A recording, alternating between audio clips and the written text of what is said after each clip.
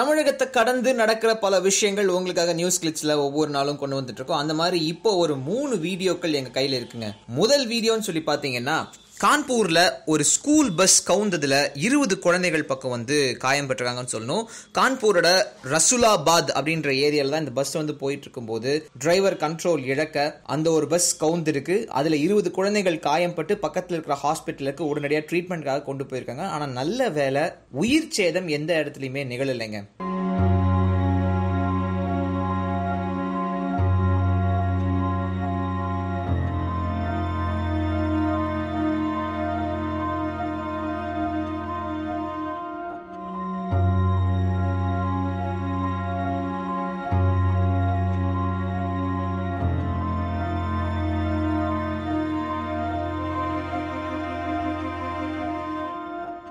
அடுத்ததா 2 பேர் கொலை செய்யப்படுற ஒரு சிசிடிவி ஃபுட்டேஜ் தற்போதைக்கு நம்ம கையில வந்திருக்குங்க. அதாவது பஞ்சாபோட கன்னா சிட்டியில சனிக்கிழமை அன்னைக்கு தேரா சச்சா சௌதா அப்படின்ற இயக்கத்தை சேர்ந்த 2 பேர் சுட்டு கொல்லப்பட்டிருக்காங்க. மூஞ்சில வந்து கர்ச்சீஃப் கட்டிட்டு கேப் போட்டு கைக்கும் கூட கிளவுஸ் எல்லாம் போட்டு கடைக்குள்ள பூந்து 2 பேர்த்த கொன்னுட்டு கொலைக்காரங்க வந்து தப்பிச்சு போயிருக்காங்க. இப்போதைக்கு அந்த 2 பேர்த்தையும் பிடிக்கிறதுக்காக இன்வெஸ்டிகேஷன் நடந்துட்டு இருக்குங்க.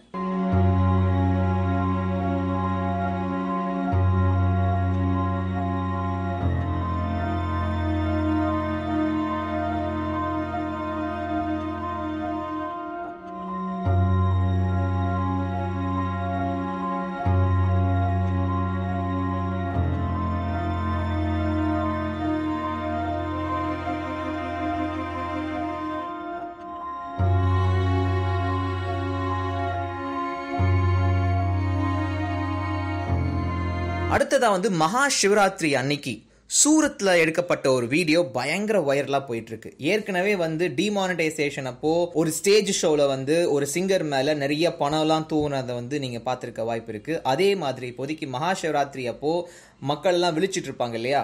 சோ அப்ப வந்து பஜனை பாடுற பாடகர் மேல வந்து பணமா தூவி இருக்காங்க.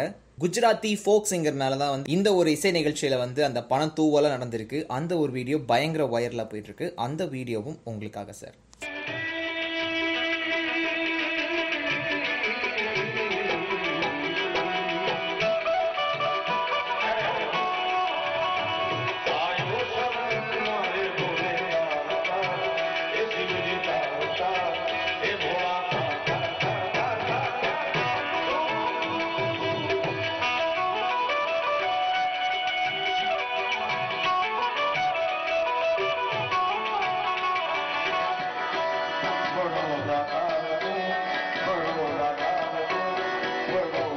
மனசாட்சி இல்லாமல் அவன் பாட்டுக்கு நான் வந்துட்டான்ட்டு. நேற்று வரைக்கும் நீ எங்கே இருந்த?